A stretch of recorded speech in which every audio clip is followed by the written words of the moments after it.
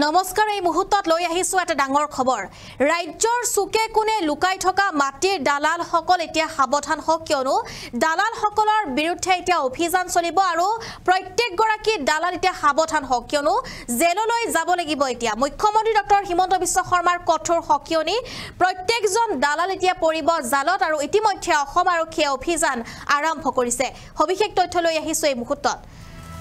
ৰাজ্যৰ দালাল সকল এতিয়া সাৱধান হওক মাটিৰ দালালৰ বিৰুদ্ধে ৰাজ্যত চলিব বৃহৎ অভিযান চলিব মাটিৰ দালালৰ বিৰুদ্ধে হাৰি যাব নোৱাৰিব কোনো মাটিৰ দালাল হাৰি যাব নোৱাৰিব চৰকাৰে দীঘলীয়া তালিকা প্ৰস্তুত কৰিছে মাটিৰ দালালৰ আৰু মুখ্যমন্ত্ৰী ডক্টৰ হিমন্ত বিশ্ব শৰ্মাৰ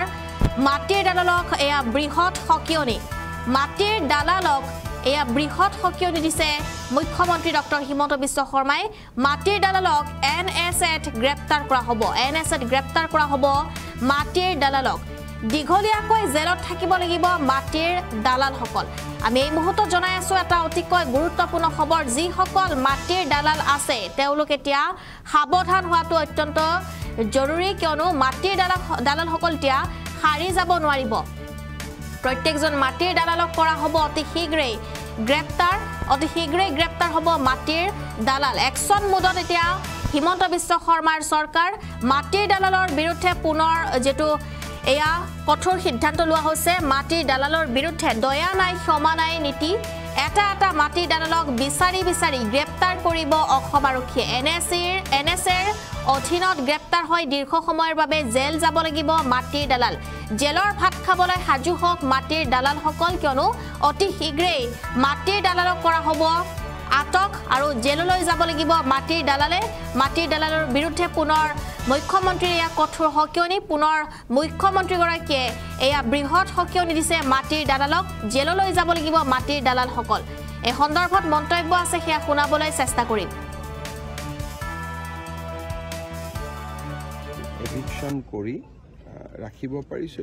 কিন্তু ইয়াত কিছুমান মাটিৰ দালাল আছে বাৰে মানুহখিনিক মাটি আনে গতিকে এতিয়া আমি মাটিৰ দালালখিনিকো এনএছএত আমি এৰেষ্ট কৰি ল'ম যদি এই ধৰণে ব্যৱস্থা কৰি থাকে কালি 2-3জন এৰেষ্ট হৈছে কিন্তু তেওঁলোকক দীঘলীয়াকৈ এৰেষ্ট কৰিব লাগিব ইয়াত আমি এটা পুলিচ বেটেলিয়ন কৰিম যাতে বাকী মাটিখিনি সংৰক্ষিত কৰিব পাৰে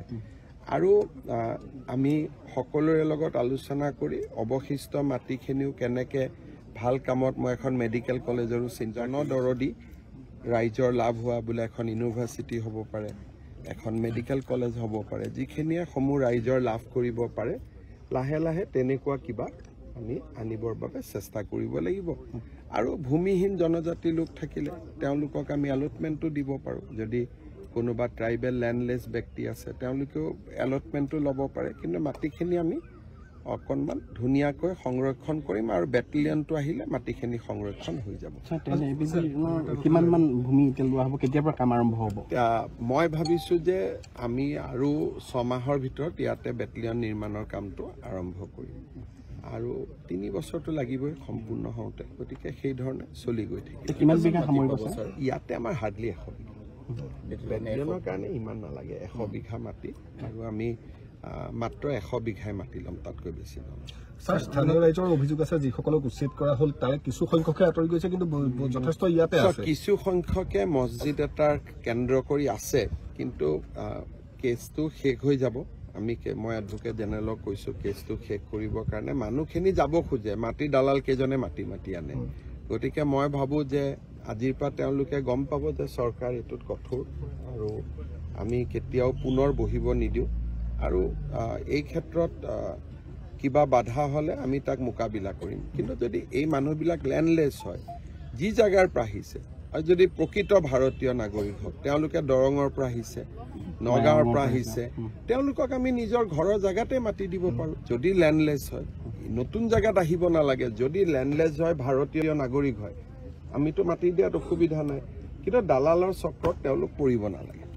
কিছু অঞ্চল এতিয়াও আছে স্যাৰ যিবোৰ উচ্ছেদ কৰি ল'ম অকণমান কি হয় উচ্ছেদটো কৰি কিবা এটা কামত যদি ব্যৱহাৰ কৰিব নোৱাৰোঁ আকৌ উচ্ছেদ কৰাৰ পিছত মানুহ আহি যায় গতিকে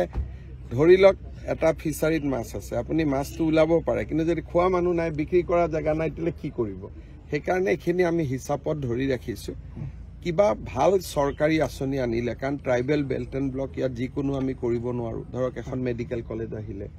এখন ভাল ইউনিভাৰ্চিটি আহিলে, ৰিং ৰোডটো আগেদি যাব, গতিকে যোৱাৰ লগে লগে ইয়াত ইউনিভাৰ্চিটি হ'ব পাৰে, মেডিকেল কলেজ হ'ব পাৰে, ইঞ্জিনিয়াৰিং কলেজ হ'ব পাৰে। সেইকাৰণে ভাল আঁচনি আহিলে উচ্ছেদ কৰাৰ আমি ৰাখি থৈ দিছোঁ গোটেই মাটিখিনি আমাৰ নজৰত, এটা এটাকৈ কৰি গৈ থাকিম।